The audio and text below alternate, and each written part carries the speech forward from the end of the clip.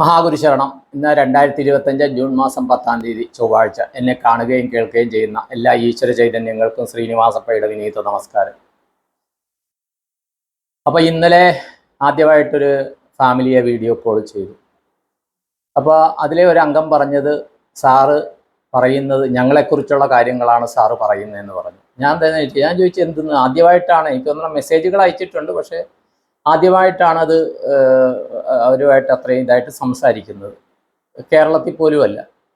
ഞാൻ ചോദിച്ച ഏത് കാര്യം? അല്ല, സാറ് പറയുന്ന കാര്യങ്ങൾ പലതും ഞങ്ങളെയും ബന്ധപ്പെട്ട കാര്യങ്ങളാണ്. അപ്പോൾ ഞാൻ പറഞ്ഞു, ഇത് ആ കാര്യം, കുറേ കാര്യങ്ങൾ നമ്മൾ അനുഭവിക്കുന്നത് പല ആൾക്കാർ അതുപോലെ അനുഭവിക്കുന്നുണ്ട്. പലരും വിചാരിക്കും നമ്മൾ മാത്രമാണ്, എൻ്റെ മാത്രം അനുഭവമാണ്, അല്ലെ എൻ്റെ കുടുംബത്തിൻ്റെ അനുഭവമാണെന്ന് എല്ലാവരും വിചാരിക്കും. ഞാനും പണ്ട് വിചാരിച്ചുകൊണ്ടിരുന്നു. അപ്പോൾ നമ്മളിലേക്ക് മാത്രം ചുരുങ്ങുന്നു. പക്ഷേ ഇതിൽ അന്വേഷിച്ച് കഴിയുമ്പോൾ ഇത് പലരും സെയിം ഇതിൽ, ഞാൻ ഇതിനു മുമ്പും പറഞ്ഞിട്ടുണ്ട്, പേര്, വയസ്സ്, പുരുഷനോ സ്ത്രീയോ ദേശകാലങ്ങൾ മാത്രമേ വ്യത്യാസമുള്ളൂ, അനുഭവങ്ങൾ സെയിം ആയിരിക്കും. ഇതാണ് സത്യം. അപ്പോൾ അത് എല്ലാവരും മനസ്സിലാക്കുക. അപ്പോൾ പലരും പറയാറുണ്ട്, എല്ലാ കാര്യത്തിനും അവർ സുഖമില്ല, ആശുപത്രിയിലേക്കെല്ലാം ഓടിയെത്തുന്നതാണ്, അവർ നല്ല കാര്യം ചെയ്യുമ്പോൾ വിളിക്കുന്നില്ല, അവർ ഒരു അമ്പലത്തിൽ അന്നദാനം നടത്തുമ്പോഴത്തേക്കും ഞങ്ങളെ അവർ മറന്നുപോയി എന്നൊക്കെ പറയാറുണ്ട്. നമ്മൾ ചെയ്യേണ്ട ഡ്യൂട്ടി ചെയ്യുക. അവർ വിളിക്കണോ വിളിക്കണ്ടേ എന്നുള്ളത് അത് ഓരോരുത്തരുടെയും കാർമ്മികം. ദയവ് ചെയ്ത് മനസ്സിലാക്കുക. അത് പലതും കാർമ്മികമാണ്. ഇപ്പോൾ പറയിപ്പറ്റിയ പെന്തരികുലത്തിലോ മറ്റോ പറയുന്നുണ്ട്, പാക്കനാരോ മറ്റോ പറയുന്നുണ്ട്, ഇങ്ങനെ ഇത് പറയുന്നത് ഓരോ അട്ട തിന്നുന്നു എന്നുള്ള. അത് പലരും കഥ കേട്ട് കാണും, അതുകൊണ്ട് ഞാനത് പറയുന്നില്ല. ഇതിനു മുമ്പ് ഏതോ വീഡിയോയിൽ പറഞ്ഞിട്ടുണ്ട്. പലരും പറയാറുണ്ട്, അവരുടെ വീട് പണിക്ക് സഹായം ചെയ്തിട്ടുണ്ട്, എന്നിട്ട് വീട് പണിയുടെ സമയത്ത് പല കാര്യത്തിൽ ഇത് ചെയ്തിട്ടുണ്ട്, അവർ എന്നിട്ട് അതിൻ്റെ കാര്യത്തിന് മറന്നുപോയി, അല്ലെങ്കിൽ കൊച്ചിൻ്റെ കല്യാണം നടക്കാനായിട്ട് അന്വേഷിച്ചു പോയി, അവരുടെ കല്യാണം നടക്കാനെല്ലാം ഞങ്ങൾ കൂട്ടത്തിൽ നിന്നതാണ്, കൊച്ചുണ്ടായത് വിളിച്ചു പറഞ്ഞില്ല, എന്നിട്ട് കൊച്ചിൻ്റെ നൂലുകെട്ട് ചടങ്ങിന് ഞങ്ങളെ ഓർത്തത് പോലും ഇല്ല എന്നൊക്കെ പറയും. ഇതൊക്കെ സ്വാഭാവികമാണ്. കാര്യം, മനുഷ്യന് ആവശ്യങ്ങളുടെ സമയത്ത്, അവൻ്റെ കഷ്ടപ്പാടുകളുടെ സമയത്താണ് ആളുകൾ വേണ്ടത്. ആ സമയത്ത് നമുക്ക് ഓടിയെത്താൻ കഴിഞ്ഞോ? ദൈവിക ശക്തി നമ്മളെ തിരഞ്ഞെടുത്തു. അതിന് മനസ്സിലായി. ഒരു കല്യാണം അല്ലെങ്കിൽ ഒരു വിശേഷം, പാലുകാച്ചൽ, അങ്ങനത്തെ കാര്യങ്ങൾക്ക് നിരവധി ബന്ധുജനങ്ങൾ വരും, സുഹൃത്തുക്കൾ വരും, എല്ലാം വരും. പക്ഷേ ഇപ്പം എനിക്ക് തന്നെ ചിലർ വിളിക്കുമ്പോൾ, എന്നെ വിളിക്കാണ്ട് അവിചാരിതമായിട്ട് വിളിക്കുന്ന ചില ആൾക്കാർ വിളിക്കുമ്പോൾ, ഫോൺ ബെല്ലടിക്കുമ്പോൾ എനിക്ക് പേടിയാണ്. കാര്യം എന്താണെന്ന് വെച്ച് കഴിഞ്ഞാൽ, മങ്ങേത്തലയ്ക്കുള്ള എൻ്റെ ബന്ധുവിന് എന്തെങ്കിലും അസ്വാഭാവികമായിട്ട് എന്തെങ്കിലും സംഭവിച്ചോ, ആശുപത്രിയിലാണോ എന്നുള്ള പേടിയാണ്. കാര്യം, ആ സമയത്താണ് ഫോണുകൾ വരുന്നത്. അപ്പോൾ ഇത് പലർക്കും സംഭവിക്കുന്നതാണ്. അപ്പോൾ ഒരു കാര്യം മാത്രം മനസ്സിലാക്കുക, അങ്ങനെയുള്ള കാര്യങ്ങൾക്ക്, അവർക്ക് പല കാര്യങ്ങൾക്കും ഈ കുറേയധികം പേര് ഇപ്പോൾ വീഡിയോ കോൾ ചെയ്യുമ്പോഴും പലരും അങ്ങനത്തെ കാര്യങ്ങളാണ് പറയുന്നത്. അമ്പലത്തിലെ കാര്യത്തിനെല്ലാം ഇത് ചെയ്യുന്നു, അത് കഴിയുമ്പോൾ ഞങ്ങൾ പുറത്താക്കപ്പെടുന്നു, കുടുംബത്തിലെ കാര്യത്തിന് നല്ലത് ചെയ്യുന്നു, പുറത്താക്കപ്പെടുന്നു, അതിനുവേണ്ടി ഞങ്ങൾ കുറേ കഷ്ടങ്ങൾ സഹിച്ചിട്ടുണ്ട്, സ്വത്തിൻ്റെ ഒരു ഭാഗം വിറ്റിട്ടുണ്ടെന്നൊക്കെ പറയുന്നു. അതൊക്കെ ആ പുണ്യപ്രവർത്തി ചെയ്യാനായിട്ട് തിരഞ്ഞെടുക്കപ്പെട്ടതാണ്. ഭൗതികമായിട്ട് അല്ലെങ്കിൽ സാമ്പത്തികമായിട്ട് ഇപ്പോൾ നമുക്ക് ചെറിയ നഷ്ടം എന്ന് തോന്നിക്കാണും, പക്ഷേ അത് നമുക്ക് പുണ്യത്തിൻ്റെ മുതൽക്കൂട്ടാണ്. ഒരു കാര്യം മാത്രം മനസ്സിലാക്കുക, പുണ്യം എന്ന് പറയുന്നത് കാശ് കൊടുത്ത് വാങ്ങാൻ സാധിക്കുകയില്ല, ഒരു സൂപ്പർ മാർക്കറ്റിലും കിട്ടുകയില്ല. ആ പുണ്യം ചെയ്യാൻ കഴിയുന്നവർ പല വിധത്തിലൂടെ ഇപ്പോൾ തിരുനെല്ലിയിൽ തിരുവില്ലാമല ആണ് ഈ പുനർജനി നൂടൽ എന്ന് പറഞ്ഞൊരു ചടങ്ങുണ്ടെന്ന് കേട്ടിട്ടുണ്ട്. കാര്യം, ഇങ്ങനെ ആദ്യം ഒരു നാരങ്ങ ഇടും. നാരായണത്ത് ഭ്രാന്തൻ്റെ ആ ഒരു മലയായിട്ട് ബന്ധമുള്ളതാണെന്ന് തോന്നുന്നു. വായിച്ചു കേട്ടുള്ള അറിവാ, ഞാൻ പോയിട്ടില്ല. എന്തെങ്കിലും പറഞ്ഞതിൽ ഏറ്റക്കുറച്ചിലുകൾ ഉണ്ടെങ്കിൽ ദയവ് ചെയ്ത് ഇതിൻ്റെ താഴെ ആരെങ്കിലും കമൻ്റ് ഇടുക.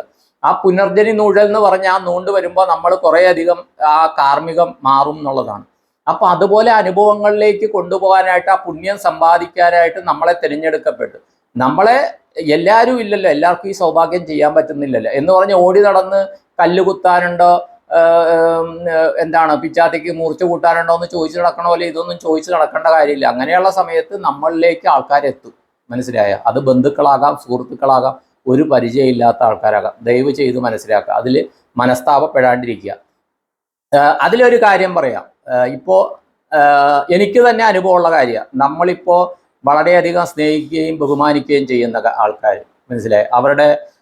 അവർ നമ്മുടെ ജീവിതത്തിൻ്റെ ഒരു അവിഭാജ്യ ഘടകമാണെന്ന് നമ്മൾ വിചാരിക്കുന്നു, മനസ്സിലായോ? അപ്പോൾ അങ്ങനെ വിചാരിക്കുന്ന ആൾക്കാർ ചിലപ്പോൾ ഒരു നല്ല കാര്യം ചെയ്യുമ്പോൾ നമ്മളെ വിളിക്കണമെന്നില്ല, വിളിക്കാൻ വിട്ടുപോയേക്കും, മനസ്സിലായോ? മനഃപൂർവ്വമല്ല, അത് ചിലപ്പോൾ നമ്മൾ ദൂരദേശത്തിലുള്ളവരായിരിക്കും, അതുകൊണ്ട് വിളിക്കുക, അവരെ ബുദ്ധിമുട്ടിക്കണ്ടല്ലോ, അവർ ഇവിടം വരെ വരണ്ടേ എന്ന് പറഞ്ഞ് വിളിക്കാണ്ടിരിക്കുന്നതാകാം. പക്ഷേ ആ സമയത്ത് അതേ സ്ഥലത്ത് അതേ ക്ഷേത്രത്തിൽ വേറൊരാൾ വിളിച്ച് ആ സമയത്ത് നമ്മൾ അവിടെ ചെല്ലും.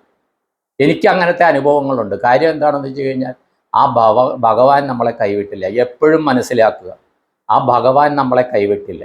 ആ ഭഗവാൻ നീ ഇവിടെ എത്തേണ്ടവരാണെന്ന് പറഞ്ഞ് ഒരു പരിചയമില്ലാത്തവർ മുഖാന്തരം, ഒരു പരിചയമില്ലാത്തവർ ഇങ്ങനെ ചടങ്ങാണെന്ന് പറഞ്ഞ് എത്തേണ്ട സാഹചര്യം എനിക്ക് ഉണ്ടായിട്ടുണ്ട്. ഞാൻ തന്നെ ഞെട്ടിയിട്ടുണ്ട്, എന്തുകൊണ്ട് എന്നെ ആ സമയത്ത് അവിടെ എത്തിച്ചു. അപ്പം നമ്മൾ പല കാര്യങ്ങൾക്കും ഉപകരണമാകുകയാണ്, നമുക്ക് തന്നെ പാഠങ്ങളാകുകയാണ്. നമ്മൾ ചെയ്യുന്നത് എന്താണ്, ചെയ്തിരുന്നതിൻ്റെ റിസൾട്ട് എന്താണ്, അതിനെ ഓരോരുത്തരും എങ്ങനെ കാണുന്നു എന്നുള്ളത് നമ്മൾ തന്നെ പാഠമാകുകയാണ്. മറ്റുള്ളവർക്കും ഒരു പക്ഷേ ഭാഗ്യമുണ്ടെങ്കിൽ അത് പാഠമാകും. അത് എല്ലാവരിലൂടെ ഇത് സംഭവിക്കുന്നുണ്ട്. ഞാനൊന്ന് പറയുന്നെന്നുള്ളതേ ഉള്ളൂ. അതുപോലെ ഇന്ന് ഞാൻ പല സ്റ്റാറ്റസും പേഴ്സണലി അല്ലാത്ത ഞാൻ ഷെയർ ചെയ്യാറുണ്ട്. അപ്പോൾ ഞാൻ വന്ന് സാറ് വന്ന് ഉപദേശം തന്നത് വിളിച്ചുണർത്തി എന്നൊക്കെ പറയുന്നുണ്ട്. ശരിക്കും സത്യം പറഞ്ഞാൽ ഞാനല്ല, ഇത് പലർക്കും സംഭവിച്ചിട്ടുണ്ട് കേട്ടോ, പലർക്കും സംഭവിച്ചിട്ടുണ്ട്. ഒരു ചേച്ചി സ്ഥിരമായിട്ട് പറയുന്ന ഒരു കാര്യമാണ്. ആ ചേച്ചിനെ കണ്ടത് കുറച്ച് ദിവസങ്ങൾക്ക് മുമ്പാണ്. ഇത് സംഭവിക്കുന്നത് എന്താണെന്ന് വെച്ച് കഴിഞ്ഞാൽ, ഇത് ആനന്ദമയ കോശ തത്വത്തിൽ ഇപ്പോൾ ഈ പറഞ്ഞ വ്യക്തിയുടെ കാര്യത്തിൽ അച്ചമ്മയുടെ അച്ചമ്മ എന്ന് പറഞ്ഞാൽ അച്ഛൻ്റെ അമ്മയുടെ അച്ഛനാണെന്ന് തോന്നുന്നു. കാര്യം ഇവർ കേരളത്തിലല്ല. അപ്പോൾ ഇന്നലെ ബ്ലസ് ചെയ്യുമ്പോൾ, ആ ഫാമിലിയെ ബ്ലസ് ചെയ്യുമ്പോഴത്തേക്കും പ്രസൻസ് എനിക്ക് മനസ്സിലായായിരുന്നു. അപ്പോൾ ഞാൻ ചോദിച്ചു ആരാണ് ഇതെന്ന് ചോദിച്ചു. അപ്പോൾ അതിൻ്റെതായ സ്മെല്ല്, അതിൻ്റെതായ മണിനാദം, എല്ലാം ഓറയിലുള്ള വൈബ്രേഷൻ, അതൊക്കെ. അപ്പോൾ അവരും അതേ അനുഭവത്തിലൂടെ കടന്നു പോവുകയാണ്. അപ്പോൾ പറഞ്ഞ അച്ചമ്മയുടെ അച്ഛൻ എന്ന് പറഞ്ഞാൽ ക്ഷേത്ര പൂജകളുമായിട്ട് ബന്ധമുണ്ടായിരുന്ന ആൾ. അപ്പോൾ ആ ആളാണ് ശരിക്ക് ഇന്ന് അവരെ അതിനുണർത്തിയത്. അപ്പോൾ അത് ഒരു പക്ഷേ എൻ്റെ സൗണ്ടും എൻ്റെ രൂപവും ഉപയോഗിച്ചിരിക്കാം. കാര്യം എൻ്റെ സൗണ്ടും എൻ്റെ ശരീരവും എനിക്ക് സ്വന്തമല്ല. ഇത് ഈ പഞ്ചഭൂതങ്ങൾക്ക് എപ്പോഴാണെങ്കിലും വിട്ടുകൊടുക്കണം. പക്ഷെ നമ്മൾ ഇതൊന്നും അറിയാണ്ട് പണ്ടത്തെ തിക്കുറിശി സുകുമാരൻ നായരുടെ ഒരു നാടകമോ സിനിമാ ഗാനം ഉണ്ടെന്നാണ് പറയുന്നത്. അതിനകത്ത് അദ്ദേഹം ഒരു തലയോട്ട് കയ്യിലെടുത്ത് പാട്ട് പാടുന്ന തിലകം ചാർത്തി എന്ന് പറഞ്ഞിട്ട് ആ പാട്ടെനിക്ക് ഓർമ്മയില്ല. അപ്പോൾ പലരും നമ്മൾ മെനുക്കി ഇത് ചെയ്ത് കുറേ സമ്പാദ്യം അത് ഇതുമൊക്കെ ചെയ്ത് ഇങ്ങനെ ചെയ്യുക. പക്ഷേ മാന്യമായ ഡ്രസ്സ് ധരിക്കുക, വൃത്തിയോടെ നടക്കുക, നമ്മുടെ ആവശ്യത്തിനുള്ള ധനം സമ്പാദിക്കുക, അതൊക്കെ ഉണ്ട്. പക്ഷേ എല്ലാം പിടുങ്ങുന്ന ഇത് നമ്മൾ മാറ്റിവെക്കുക. നമ്മളെപ്പോഴും സാധിക്കുമെങ്കിൽ മനോമയ കോശത്തിൽ പോസിറ്റീവായിട്ട് നിൽക്കുക. അതിനെക്കുറിച്ച് പറയാം. അത് ചിലർ പറഞ്ഞിട്ടുണ്ട്, അതെന്താണ് എങ്ങനെയാണെന്ന് സാറ് പറയണമെന്ന്. എനിക്കറിയുന്ന തലത്തിൽ ഞാൻ പറയാം. കാര്യം ഓരോ കാര്യങ്ങളും ഭഗവത്ഗീതയെ പല ആൾക്കാരും വ്യാഖ്യാനിച്ച പോലെ ഇനിയും കുറേ പേര് വ്യാഖ്യാനിക്കാൻ സാധ്യതയുണ്ട്. അത്രയ്ക്ക് വിശാലമാണ്. അതുപോലെ ഈ കാര്യങ്ങൾ, പ്രപഞ്ചത്തിലെ ഓരോ അനുഭവങ്ങളും ഓരോ വ്യക്തികളും ഓരോ രീതിയിലാണ് കാണുന്നത്, അവരുടെ അനുഭവത്തിലൂടെയാണ്. എൻ്റെ അനുഭവങ്ങൾ ഞാൻ ഷെയർ ചെയ്യുന്നു, അതേ ഫ്രീക്വൻസിയിലുള്ള ചിലർക്ക് ഇത് കണക്റ്റ് ആവുന്നു. അതുപോലെ ഇന്നലെ ഞാനൊരു മന്ത്രവാദ നോവലിനെ കുറിച്ച് പറഞ്ഞിരുന്നു. അപ്പോൾ അതിനകത്തത് കോട്ടയം പുഷ്പനാഥ് സാറിൻ്റെ നോവലാണെന്ന് ആണെന്ന് തോന്നുന്നു കേട്ടോ. അദ്ദേഹത്തിൻ്റെ കുറേയധികം നോവലുകൾ ഞാൻ വായിച്ചിട്ടുണ്ട്. അതിൻ്റെ പേരും ആ കമൻറ്റിൽ ഇട്ടിരുന്നു. ഈ കമൻറ്റുകളൊക്കെ ഞാൻ വായിച്ചു പോകുന്നുണ്ട് കേട്ടോ. ദയവ് ചെയ്ത് അങ്ങനെയൊക്കെ ഇത് ചെയ്യുന്നതിൽ വളരെയധികം സന്തോഷം. അപ്പോൾ പല കാര്യങ്ങളും ഇങ്ങനെ നടക്കുന്നുണ്ട്. അപ്പോൾ അതിൽ വേറൊരു കാര്യം, ഇപ്പോൾ ഒരു യക്ഷീനെ കണ്ടു, ആ അനുഭവങ്ങൾ ചിലരുടെ ഞാൻ ഷെയർ ചെയ്തു. ചിലർ വലിയ ഇതാണ് ഇട്ടിരിക്കുന്നതുകൊണ്ട് ശ്രീമതി അനൂപ് സ്ഥിരമായിട്ട് കമൻ്റൊക്കെ എഴുതുന്ന അനു ഇപ്പോൾ 30 വയസ്സിന് മേലെയായി, അവർക്ക് 16 വയസ്സിലുണ്ടായ അനുഭവം എനിക്ക് വലിയൊരു ഇതായിട്ട് ഇട്ട് തന്നു. പക്ഷേ അത് കോപ്പി പേസ്റ്റ് ചെയ്യണമെങ്കിൽ ടൈം പിടിക്കും, കാരണം ഞാൻ ചെയ്തില്ലാത്തതാണ്.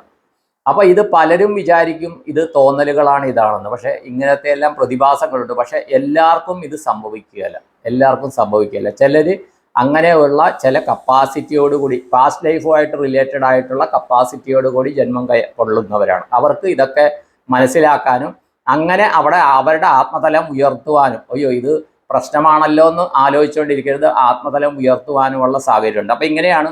അപ്പോൾ പലരും നമ്മുടെ ശിവസ്വരൂപ യോഗിയുടെ ശിവയോഗിയുടെ സമാധി പോയ കാര്യത്തിൽ അദ്ദേഹത്തിൻ്റെ വീട്ടിൽ വെച്ച് അച്ഛനമ്മമാരുമായിട്ടെടുത്ത വീഡിയോയിൽ ഒരു കാര്യം ചോദിച്ചിരുന്നു. കാര്യം അദ്ദേഹം നിർമാല്യം തൊഴാൻ പോകുമ്പോഴത്തേക്കും ഒരു കറുത്ത രൂപത്തെ കണ്ടതായിട്ട് പറയുന്നു. അത് എന്താണെന്ന് ചോദിച്ചിരുന്നു. അപ്പം എൻ്റെ മനസ്സിലും അതുണ്ടായിരുന്നു. പക്ഷേ എനിക്ക് കിട്ടിയ സൂചന അതൊരു പ്രൊട്ടക്ഷൻ ആണെന്നുള്ളതാണ്. കാര്യം ശ്രീകണ്ഠേശ്വരൻ ക്ഷേത്രത്തിൽ ആ ദർശനത്തിൽ ചെല്ലുമ്പോൾ അദ്ദേഹത്തിൻ്റെ പ്രസൻസ്, കാര്യം അവിടെ ആ പടിഞ്ഞാറേ നടയെ കൂടി കയറുമ്പോഴേ ഞാൻ അദ്ദേഹത്തെ, അന്ന് കുട്ടൂസ് എന്നാണ് മനസ്സിൽ ആലോചിക്കുന്നത്, ഇപ്പോൾ ശിവയോഗി അല്ലെങ്കിൽ ശിവസ്വരൂപ യോഗി എന്നാണ് ആലോചിക്കുന്നത്, അദ്ദേഹത്തിൻ്റെ പ്രസൻസ് ഫീൽ ചെയ്തായിരുന്നു. പ്രസൻസ് ഫീൽ ചെയ്ത് ഇങ്ങനെ പോകുമ്പോഴത്തേക്കും ഞാൻ മാത്രമായിട്ട് അവിടെ ആ അമ്പലത്തിൻ്റെ തെക്ക് കിഴക്കേ മൂലയിൽ കിഴക്കോട്ട് നോക്കിയിട്ട് ഭൂതത്താൻ എന്ന് പറയുന്ന ഒരു വിഗ്രഹമോ സങ്കല്പമോ ഉണ്ട്. അവിടെ ചെന്നപ്പോൾ ഒരു എനർജി ഫീൽ ചെയ്തു, ഒരു പ്രൊട്ടക്ഷൻ എനർജി എനിക്ക് ഫീൽ ചെയ്തു. അപ്പോൾ അത് കഴിഞ്ഞിട്ട് ഇങ്ങനെ ചോദിക്കുമ്പോൾ അതാണോ, അത് എനിക്ക് മനസ്സിലായത് എന്താണെന്ന് വെച്ചാൽ നിർമാല്യം തൊഴുന്ന പലർക്കും അതൊരു പ്രൊട്ടക്ഷനായിട്ട്, ആ ഭൂതത്താൻ ശിവഭൂതമാണെന്നും അത് പലർക്കും പ്രൊട്ടക്ഷൻ കൊടുക്കുന്നതായിട്ടും ഒരു തോന്നൽ വന്നു എന്ന് പറയാം. അപ്പോൾ സുനിലേട്ടനോട് ഈ കാര്യം ചോദിച്ചു. അപ്പോൾ ശരിക്ക് കുട്ടൂസ് അദ്ദേഹം അച്ഛനോട് പറഞ്ഞു, ഞാനിങ്ങനെ ബൈക്കിൽ പോകുമ്പോഴത്തേക്കും ഇങ്ങനെ ഒരു ഇത് പുറകിലിരിക്കുന്ന പോലെ തോന്നി. അപ്പം ഞാൻ പേടിച്ച് ഇത് ചെയ്താണ് ഒരു സൈഡിലേക്ക് പുറകിൽ നോക്കാണ്ടാണ് ബൈക്ക് ഓടിച്ചതെന്ന് അദ്ദേഹത്തിനോട് ആ സമയത്ത് അച്ഛനോട് പറഞ്ഞിരുന്നു. പക്ഷേ ഇതിൽ പിന്നെ മനസ്സിലായത്, ഈ തുടർച്ചയായിട്ട് നിർമാല്യം തൊഴാൻ പോകുന്നവരെ മുടക്കാനായിട്ട് ചില നെഗറ്റീവ് എനർജീസ് ശ്രമിക്കുന്നു. അത് ഇദ്ദേഹത്തിൻ്റെ കാര്യത്തിലും ഡോക്ടർ സൂരജ് കൃഷ്ണയുടെ കാര്യത്തിലും ശ്രമിച്ചിരുന്നു. പക്ഷേ അദ്ദേഹത്തെ ശ്രീകണ്ഠേശ്വരത്ത് എത്രമാത്രം അദ്ദേഹം ആഗ്രഹിക്കുന്നോ അത്രമാത്രം കാലത്തേക്ക് നിർമാല്യം തൊഴിയിക്കേണ്ടത് ആ ശിവന്റെ തന്നെ ആവശ്യമായിരുന്നു. അതെന്താണ്, എന്തുകൊണ്ടാണെന്ന് നമുക്കിപ്പോൾ മനസ്സിലാക്കാൻ പറ്റുന്നുണ്ട്. പക്ഷേ അച്ഛനമ്മമാരെ സംബന്ധിച്ചിടത്തോളം അത് ഒരു ദുഃഖകരമായ കാര്യമാണ് കേട്ടോ. നമ്മൾ ഇതൊക്കെ എന്തൊക്കെ പറഞ്ഞാലും നമ്മളിപ്പോൾ പല ആൾക്കാരും പല കാര്യത്തിനും അദ്ദേഹത്തിനെ കോണ്ടാക്ട് ചെയ്യുന്നുണ്ട്. പക്ഷേ അദ്ദേഹത്തിനും ആ കുടുംബത്തിനും അദ്ദേഹത്തിൻ്റെ പത്നി രഞ്ജിത ചേച്ചിക്കും ഇളയ മകൻ സന്ദീപിനും അവരുടെ കുടുംബത്തിൻ്റെ ഒരു തീരാനഷ്ടം തന്നെയാണ്. അത് നമ്മളെപ്പോഴും മനസ്സിലാക്കുക.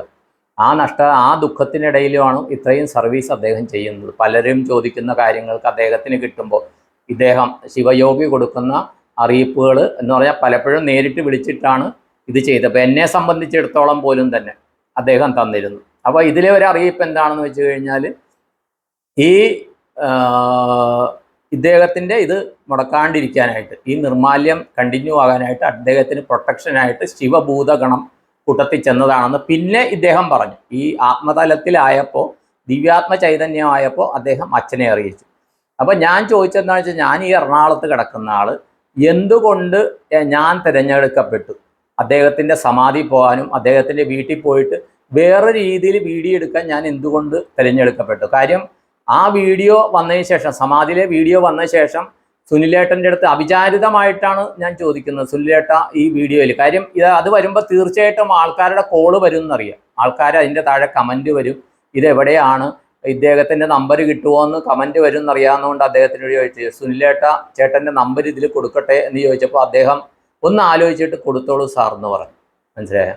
അപ്പം എന്തുകൊണ്ടാണ് ആ ഒരു നിയോഗം എനിക്ക് കിട്ടിയതെന്ന് ഞാൻ സുനിലേട്ടനോട് 3-4 ദിവസം മുമ്പ് ഞാൻ ചോദിച്ചു.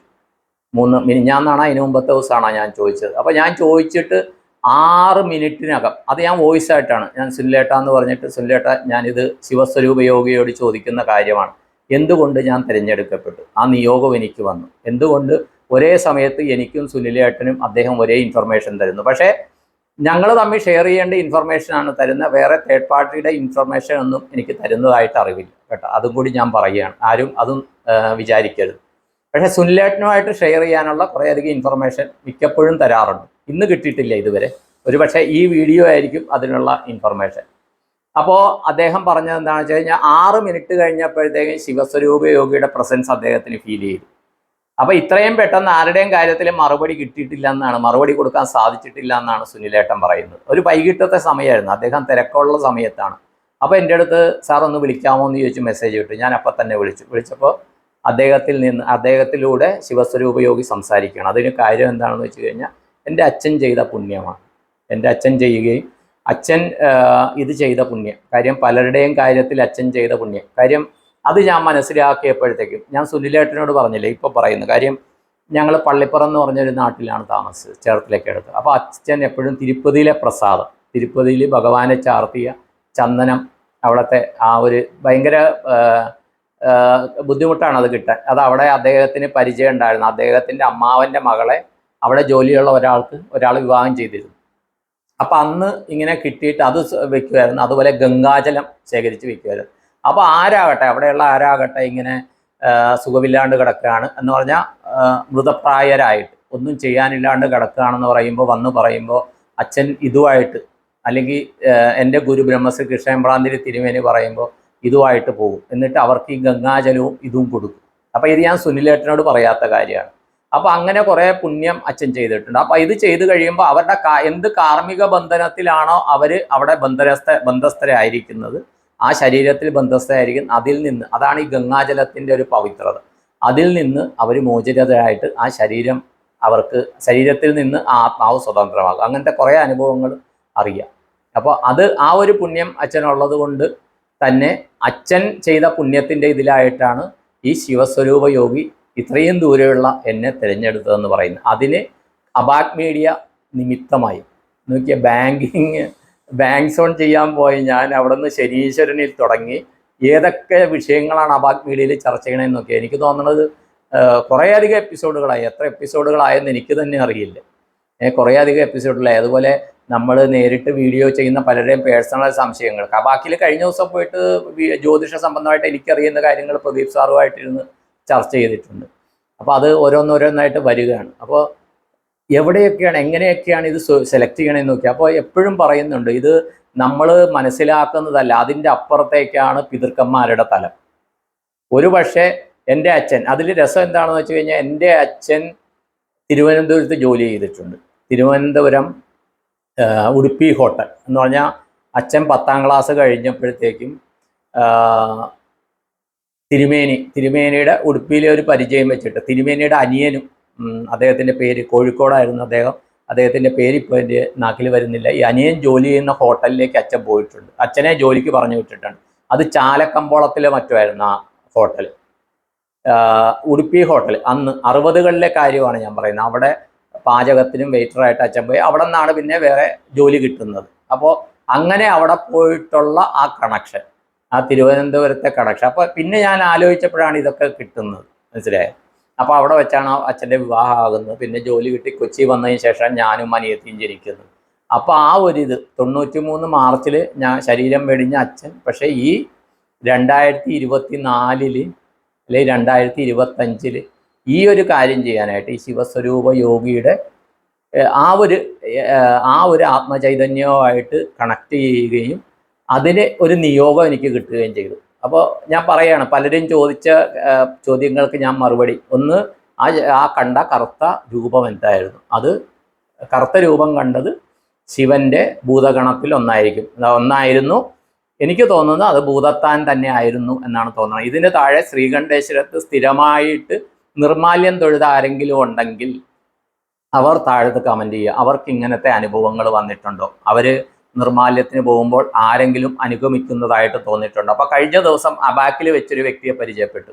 അദ്ദേഹം തിരുവനന്തപുരംകാരനാണ്, പക്ഷേ ഇപ്പോൾ ജോലി സംബന്ധമായിട്ട് എറണാകുളത്ത്. അപ്പോൾ അദ്ദേഹം പറയുന്നുണ്ടായിരുന്നു, അദ്ദേഹം എറണാകുളത്ത് ഇപ്പോൾ 10-20 വർഷമായിരുന്നു തോന്നുന്നു. അദ്ദേഹം പണ്ട് ശ്രീകണ്ഠേശ്വരത്ത് 41 ദിവസം നിർമാല്യം തൊഴുതിട്ടുണ്ട്. അപ്പോൾ ഈ നിർമാല്യം തൊഴാനായിട്ട് ഇവർ ചെയ്യുന്നത് എന്താണെന്ന് വെച്ച് കഴിഞ്ഞാൽ, അന്ന് എന്ന് പറഞ്ഞാൽ എനിക്ക് തോന്നുന്നത് ഒരു 90-ലോ 2000-ലോ ആയിരിക്കും ഇദ്ദേഹം. 90-2000 ഇടയ്ക്കാണ് ഇത് സംഭവം. അത് കഴിഞ്ഞ് അദ്ദേഹം വിദേശത്ത് പോവുകയൊക്കെ ചെയ്തു. അപ്പോൾ അവിടെ നിർമാല്യം എഴുതു കഴിഞ്ഞാൽ ജീവിതത്തിൽ ഭയങ്കര മാറ്റം ഉണ്ടാവും എന്ന് പറയണം.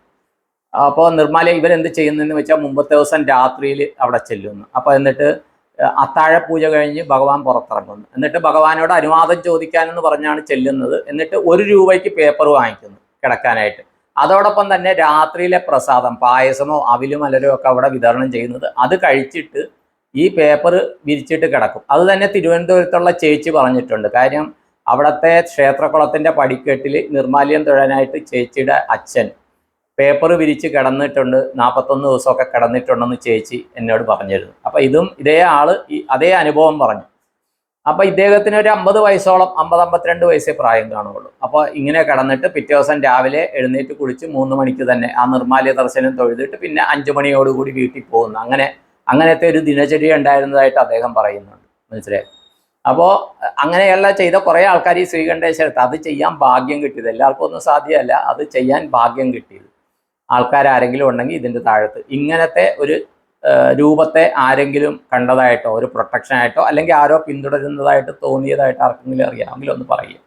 ഇതിനെക്കുറിച്ച് ഈ രൂപം ആരായിരുന്നു എന്ന് ചോദിച്ച പലരും ആൾക്കാരും തിരുവനന്തപുരത്തുകാരാണ് കേട്ടോ. അതിൽ പുരുഷന്മാരും സ്ത്രീകളും ഉണ്ട്. പേഴ്സണലി എൻ്റെ അടുത്ത് ചോദിച്ചത് അതിൽ എന്നെ കോണ്ടാക്ട് ചെയ്യുന്നതിൽ ഒരു 35-40% പുരുഷന്മാരും 60-65% സ്ത്രീകളുമാണ്. അതിൽ പുരുഷന്മാർ കോണ്ടാക്ട് ചെയ്യുമ്പോൾ അവരുടെ ജോലി, അവരുടെ ട്രാൻസ്ഫറിൻ്റെ കാര്യം, ജോലി സ്ഥിരമാകുന്ന കാര്യം, വീട് വെക്കുന്ന കാര്യമൊക്കെയാണ് ചോദിക്കുന്നത്. പക്ഷേ സ്ത്രീകൾ ചോദിക്കുമ്പോഴത്തേക്കും അവർ കുടുംബത്തിൻ്റെ അവരുടെ കാര്യം അവസാനമേ പറയുള്ളൂ. എനിക്ക് തോന്നുന്നു പ്രാർത്ഥനകളിലും സ്ത്രീകൾ ചെയ്യുന്നത്. ഇപ്പം എൻ്റെ ഭാര്യയാണെങ്കിൽ പോലും പ്രാർത്ഥനയിൽ ആദ്യം അവൾ എൻ്റെയും കുട്ടികളുടെയും കാര്യം പറഞ്ഞ് പിന്നെ സമയമുണ്ടെങ്കിൽ അവളുടെ കാര്യം പറയുള്ളൂ എന്ന് എനിക്ക് തോന്നുന്നു. അപ്പോൾ അവർ ബാക്കിയുള്ളവരുടെ കാര്യമാണ് പറയണത്. കുട്ടികളുടെ വിദ്യാഭ്യാസം, ഭർത്താവിൻ്റെ കാര്യം, ഭർത്താവിൻ്റെ ആരോഗ്യത്തിൻ്റെ കാര്യം, അതെല്ലാമാണ്, കുടുംബത്തിൻ്റെ കാര്യമാണ് ഒരു സ്ത്രീ ചോദിക്കുന്നത്. പക്ഷെ ഒരു പുരുഷൻ പുള്ളിയുടെ വ്യക്തിപരമായ കാര്യങ്ങൾ ചോദിച്ചിട്ട്, കാര്യം പുരുഷൻ്റെ വരുമാനത്തിലാണ് ഭൂരിഭാഗം കുടുംബങ്ങളും മുന്നോട്ട് പോകുന്നത്. അത് തെറ്റാണെന്നല്ല ഞാൻ പറയുന്നത്. അത് രണ്ടുപേരുടെയും കാഴ്ചപ്പാടുകൾ, ഒരു പുരുഷനെ ദൈവം സൃഷ്ടിച്ചതും സ്ത്രീയെ ദൈവം സൃഷ്ടിച്ചതിൻ്റെ ഉദ്ദേശങ്ങൾ എന്താണെന്നാണ് ഇത് പറയുന്നത്. അപ്പോൾ ആ ഒരു കാര്യം പറയുന്നു. അപ്പോൾ ഇത് പറയുമ്പോഴത്തേക്കും ഞാനിന്ന് പറയേണ്ടത് എൻ്റെ നന്ദിയും കടപ്പാടും ഞാൻ എൻ്റെ ഭാര്യയെ അറിയിക്കുകയാണ്. കാര്യം ഇത് ചെയ്യാനായിട്ട് അവളുടെ സപ്പോർട്ടാണ്, ശ്രീമതി രഞ്ജിതയുടെ സപ്പോർട്ടാണ് എനിക്കിതിന് ഇത് ചെയ്യാൻ സാധിക്കുന്നത്. അപ്പോൾ ചിലർ പറയാറുണ്ട് കേട്ടോ, സാറ് വരുമ്പോഴത്തേക്കും ഞങ്ങളുടെ വീട്ടിൽ വരുമ്പോഴത്തേക്കും ബ്ലെസ്സിങ്ങിന് വരുമ്പോൾ ആൻറ്റിയെയും കൊണ്ടുവരണം, മേഡത്തിനെയും കൊണ്ടുവരണമെന്ന്. ദയവ് ചെയ്ത് അത് സാധിക്കുകയില്ല. അതുകൂടി ഞാൻ പറയാം. കാര്യം എന്താണെന്ന് വെച്ച് കഴിഞ്ഞാൽ, ഒന്ന്, ഇങ്ങനെയുള്ള കാര്യങ്ങളിൽ അവൾ വരാറില്ല, താല്പര്യമില്ല ആ ഒരു കാര്യം. രണ്ടാമത്തെ കാര്യം, ഒരു കാര്യത്തിന് ഒരു ബ്ലെസ്സിങ്ങിനോ എന്തിനോ എങ്കിലും അവിടെ വന്നാൽ അവിടുത്തെ പോസിറ്റീവ് അല്ലാത്ത കാര്യം മാറ്റാനാണ് ഞാൻ വരുന്നത്. ആ സമയത്ത് എൻ്റെ കൂടെ ആരെയും കൂട്ടുകാരെ മാക്സിമം എൻ്റെ അനന്തരവനെ പോലെയുള്ള ശ്രീ നാരായണനെ മാത്രമാണ് ഞാൻ കൂട്ടാറ്. കാര്യം നാരായണന് ആ ഒരു സൈക്കിക് പവറുണ്ട്, മനസ്സിലായി? അതുകൊണ്ട് ആ കാര്യങ്ങൾ മനസ്സിലാക്കാനും പേടിയില്ലാണ്ട് നിൽക്കാനും അവിടെ എന്താണെങ്കിലും നിൽക്കാനുള്ളൊരു കഴിവ് നാരായണനുള്ളത് കൊണ്ട് നാരായണനെ മാത്രമേ ഞാൻ കൂട്ടാറുള്ളൂ. ദയവ് ചെയ്ത് അതിന് ആൻറ്റിയെ കൊണ്ടുവരണം എന്നൊന്നും ആരും പറയരുത്. കൊണ്ടുവരാൻ സാധിക്കുകയില്ല. പലപ്പോഴും പലയിടത്തു നിന്ന് വന്നാൽ, എല്ലായിടത്തു നിന്നല്ല, ചിലയിടത്തു നിന്ന് വന്നു കഴിഞ്ഞാൽ ഞാൻ വസ്ത്രം ഇതിട്ട് ചില ധാതുക്കളിട്ട് കുളിച്ചിട്ടാണ് ഞാൻ ശുദ്ധിയാകാറ്, മനസ്സിലായി? അതുപോലെയാണ് ഈ ചില എനർജീസിൻ്റെ എഫക്റ്റ്. ദയവ് ചെയ്ത് മനസ്സിലാക്കുക. അപ്പോൾ അങ്ങനെയൊന്നും ആരും ചോദിക്കരുത്. അങ്ങനെ ചോദിക്കുന്നവരുടെ വീടുകളിൽ പോകണ്ട എന്നുള്ളതാണ് സൂചന. അങ്ങനെയുള്ളവരുടെ ഞാൻ പിന്നെ വരാമെന്ന് പറഞ്ഞിട്ടുണ്ട് പലരുടെ. അപ്പോൾ ഇത്രയും പറഞ്ഞുകൊണ്ട് നിർത്തുന്നു. എന്നെ കാണുകയും കേൾക്കുകയും ചെയ്യുന്ന എല്ലാവർക്കും ഇന്നത്തെ എൻ്റെ ഉപാസനയുടെ പുണ്യം. വെളുപ്പിനെ 3 മണിക്ക് എഴുന്നേറ്റിട്ട് മെഡിറ്റേഷനും ഗായത്രി ജപവും വേറെ ചില മന്ത്രജപവും ഒക്കെ ആയിരുന്നു ഇന്നെനിക്ക്. എന്തുകൊണ്ട് അങ്ങനെ ആയി എന്നെനിക്കറിയില്ല. ഒരു പക്ഷേ ആ അച്ഛമ്മയുടെ അച്ഛൻ്റെ ആ സോളിൻ്റെ സ്വാധീനമായിരിക്കാം. ഇതുവരെ ഞാൻ എഴുന്നേറ്റിട്ട് എൻ്റെ ഉപാസനയുടെ സമയത്തല്ലാണ്ട് ഞാൻ മന്ത്രങ്ങൾ ചൊല്ലിയിട്ടില്ല. പക്ഷേ ഇന്ന് വെളുപ്പിനെ 3 മണിക്ക് എഴുന്നേറ്റിട്ട് ഇങ്ങനെ മന്ത്രങ്ങൾ ചൊല്ലുകയായിരുന്നു. അതും ശബ്ദം ഉണ്ടാക്കി. പക്ഷെ ഞാൻ വേറൊരു റൂമിലാണ് ഇരുന്ന് ചൊല്ലിയത് കൊണ്ട് വൈഫൊന്നും അറിഞ്ഞില്ല. അല്ലെങ്കിൽ എന്താണെന്ന് ചോദിച്ച് വന്നാൽ അപ്പോൾ ഒരു 1.5-2 മണിക്കൂറോളം ആ മന്ത്രോച്ചാരണമായിരുന്നു ഇന്ന്. ആ സോളിൻ്റെ സ്വാധീനമാണെന്ന് എനിക്ക് തോന്നുന്നു. അപ്പോൾ എൻ്റെ ആ ജപത്തിൻ്റെ ഉപാസനയുടെ പുണ്യം എന്നെ കാണുന്ന കേൾക്കുന്ന എല്ലാവർക്കും സകുടുംബം ആയുരാരോഗ്യ സൗഖ്യം സൽസന്താന സൗഭാഗ്യം ധനധാന്യ സമൃദ്ധി സർവകാര്യസിദ്ധി സർവൈശ്വര്യം സർവ മനോകാമനാഭീഷ്ടവും നടക്കാനും എല്ലാവരുടെയും എല്ലാ ആവശ്യങ്ങളും, അത് ആരോഗ്യപരമാകട്ടെ, ദീർഘായുസിൻ്റെ ആകട്ടെ, സാമ്പത്തികമാകട്ടെ, കുട്ടികളെക്കുറിച്ചുള്ള ആകട്ടെ, ജോലി സംബന്ധമാകട്ടെ, വിദേശത്ത് പോകുന്നതിൻ്റെ ആകട്ടെ, സ്ഥലം വാങ്ങലിൻ്റെ ആകട്ടെ, സ്ഥലം വിൽപ്പനയുടെ ആകട്ടെ, വീട് വിൽക്കുന്നതിനെ ആകട്ടെ, വീട് വാങ്ങിക്കുന്നതിൻ്റെ ആകട്ടെ, എല്ലാ ആഗ്രഹങ്ങളും കൃത്യമായി നടക്കണമെന്ന് എൻ്റെ ഗുരുപരമ്പരകളോട് ഉപാസനാമൂർത്തികളോട് പ്രാർത്ഥിച്ച് സങ്കല്പം ചെയ്തുകൊണ്ട് നിർത്തുന്നു. എല്ലാവർക്കും നന്ദി, നമസ്കാരം. All the best to all. Thank you all. നിങ്ങളുടെ സ്വന്തം ശ്രീനിവാസ പൈ.